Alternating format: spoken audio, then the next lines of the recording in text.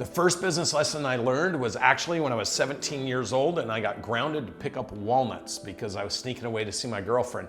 My dad and mom were going on vacation and they said I needed to pick all the walnuts up. So I went to school the next day and saw a note on a locker for a senior fund drive. They wanted to raise $1,000. So I invited all the seniors to come out and help me pick up walnuts, and we cleaned the walnut orchard within 3 days, and I didn't have to touch the walnuts. I just got to tell everybody what to do. I sold the walnuts before my parents got home. I cleaned the orchard because I had so many people helping me. And what were the lessons? The more people you throw at a problem, the faster it gets solved.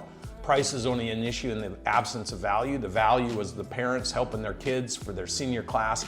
They did all the work for me. And the third lesson is prices are always made up. If people are willing to pay the prices, then you should be willing to charge them. I sold my business for $150 million, and here are the 5 lessons I learned when I sold my business.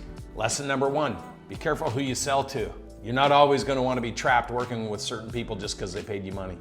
Lesson number 2, make sure you include your team in the sale so you have someone to do all the heavy lifting once it's sold. Lesson number 3, negotiate on the front end all the benefits of the sale. Don't assume a buyer's going to treat you any differently once they've closed. They will live by the agreement. They won't offer you more. Lesson number 4, be emotionally prepared. It's like raising your children and then having them go off to college. You will have to emotionally detach from your business, but you still need to drive performance in your business. And lesson number 5, build a business that represents quality, represents impact, represents a mission, a vision, a purpose, and the business will live beyond you.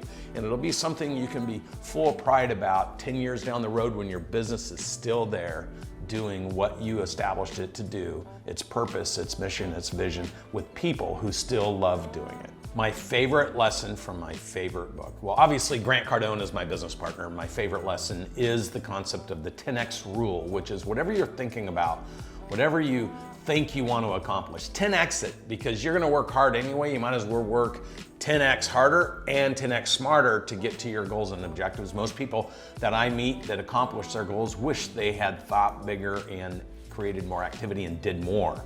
So my number 1 is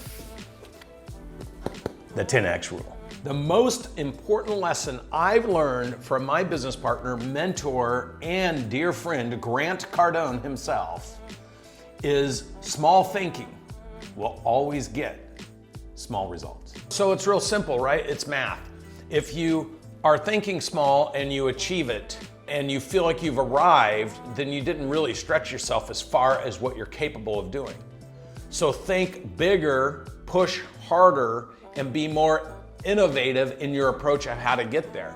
It's the total sum of all activity multiplied and amplified through everyone that shares a mission, vision, value, and purpose that allows you to build something huge. So if you have small thinking, you have less people you can bring on that journey with you, which means you have to do everything, which is why you stay small. If you have a huge thinking and you bring lots of people with you, like I did on the walnut orchard, then that allows other people to see their success inside of your success, which allows them to propel you to something huge.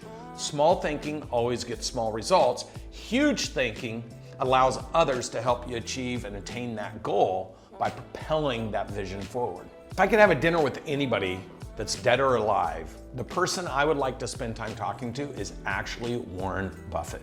And the reason for that is Warren has been so consistent at creating wealth over long periods of time that I would love to get insight and perspective into what he thought about in his 20s and 30s and 40s and 50s and 60s and 70s, and how he was so methodical in programming his approach to value creation.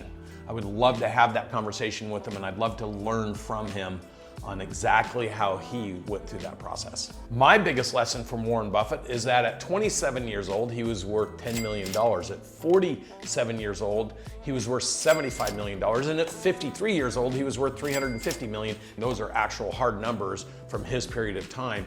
And my lesson was, if I just followed and pursued those targets, I would accomplish them.